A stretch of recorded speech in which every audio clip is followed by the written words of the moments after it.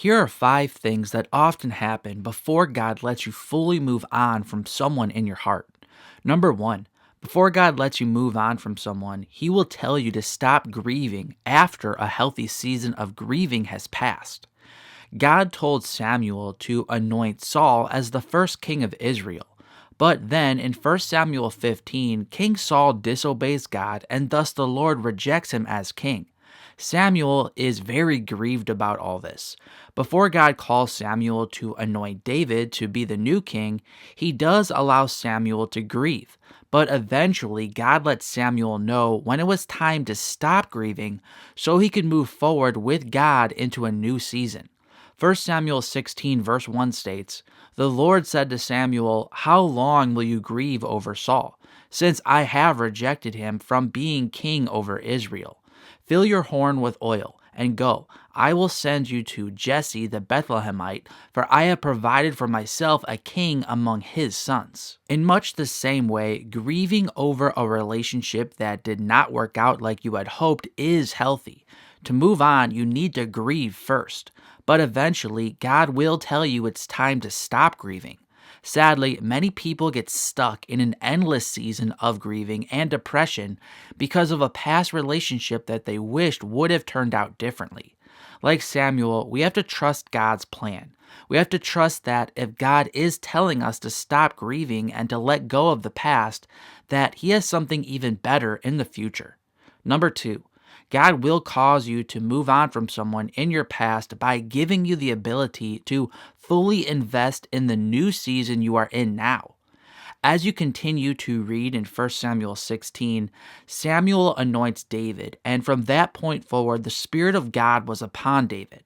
When you get to 1 Samuel 17, David's father sends him to check on his brothers who are following Saul into battle against the Philistines.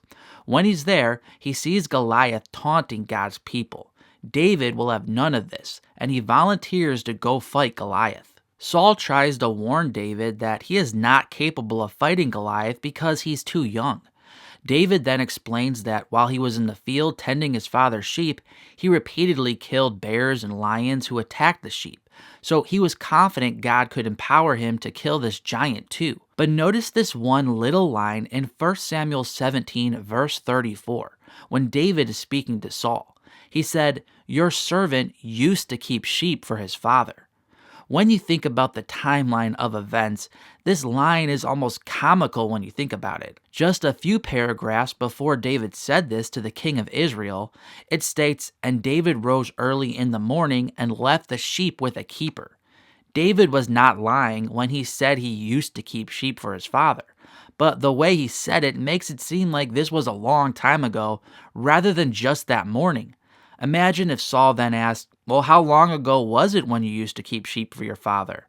"Oh, well, a few hours ago, but I'm done with all that. Being here with the Lord's army, I know this is what I'm meant for now." My point is, David was all in now. He wasn't living in the past. He didn't see himself as a little boy herding sheep anymore. It didn't take him years to shed all the old labels he used to live under. He was now a warrior for the Lord. Likewise, we need to learn to be all in. So many times we drift back and forth between seasons, not really knowing what God does or does not want for us. One day we say, "I'm ready to move on," but then the next day we say, "I'm still broken. I can't move on." If you need more healing and grieving, there's no shame in that. But eventually, you will have grieved enough. God will heal you.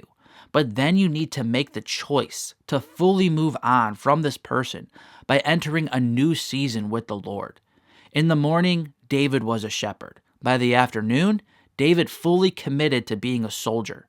Eventually, when you need to transition from any season of life into a new one, you have to make that intentional decision to switch and then fully commit to what God is calling you to do right now. No more looking back.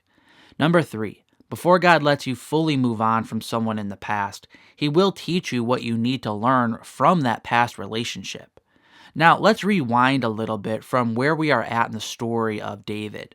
While it's completely true that in 1 Samuel 17 we see that David fully made the switch to being a soldier in God's army, we also see evidence that David took the correct steps that God used to enable him to make this intentional choice to move into a new season. It's interesting to note that in 1 Samuel 16, before David's full commitment to being a warrior, we see that God gave David an opportunity to get more firsthand experience in the ways of the kingdom before fully moving on from being a shepherd. Saul was being tormented by a spirit, so they enlisted David into his service because David was an excellent musician. 1 Samuel 16:23 states, "And whenever the harmful spirit from God was upon Saul, David took the lyre and played it with his hand." When we get to 1 Samuel 17:14 through 15, it states, "David was the youngest. The three eldest followed Saul, but David went back and forth from Saul to feed his father's sheep at Bethlehem." So before David just stayed in God's army and was a full-time soldier, God gave him time and experience with the king, going back and forth between shepherding and working in the kingdom. Not only that, when God did lead David to fight Goliath, he didn't call David off the sofa onto the battlefield. God taught David some battle lessons first before sending him into war. As 1 Samuel 17:34 through 37 explains, "But David said to Saul, 'Your servant used to keep sheep for his father. And when there came a lion or a bear and took a lamb from the flock, I went after him and struck him and delivered it out of his mouth. And if he arose against me, I caught him by his beard and struck him and killed him. Your servant has struck down both lions and bears. And this uncircumcised Philistine shall be like one of them, for he has defied the armies of the living God.' And David said, 'The Lord who delivered me from the paw of the lion and from the paw of the bear will deliver me from the hand of the Philistine.' And Saul said to David, 'Go, and the Lord be with you.'" There's a logical transition here. God trained David first by teaching him to fight against the paw of lions and bears. But this was in preparation for the battle against this giant's hand. My point here is that God wastes nothing. Before he will let you move into a new season, God first wants to teach you valuable lessons from this past relationship. The sooner you learn what God wants you to learn, the sooner God will move you on. Number 4, when it's time to move on, God will give you the ability to avoid the negative noise trying to pull you back into the past. Even when you are ready to fully move on, there will be people around you doing their best to keep you stuck in the past. The same thing happened to David when he sensed God's call onto the battlefield. When David was gathering information about what was going on with Goliath, his oldest brother heard him and lashed out at him.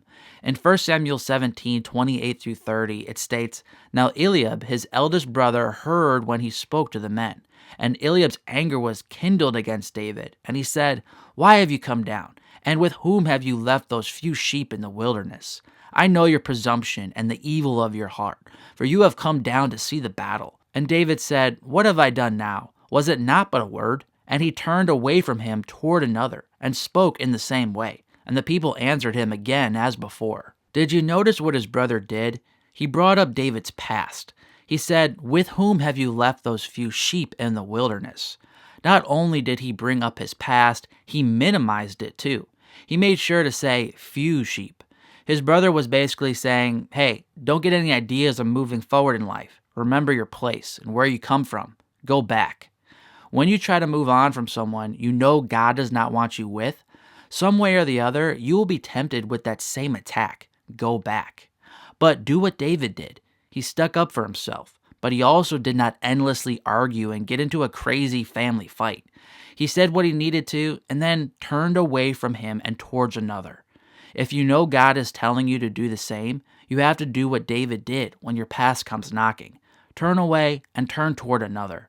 I don't know what God has planned for you, but I know God has good planned for you. Turn from the past and follow God into the future. And number 5, when God leads you to fully move on from someone, he will help you choose faith over fear.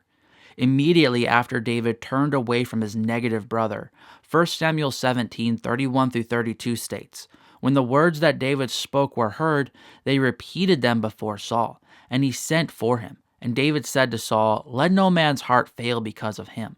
your servant will go and fight with this Philistine." It should have been a scary thing to leave the sheep to then face a giant trained to kill.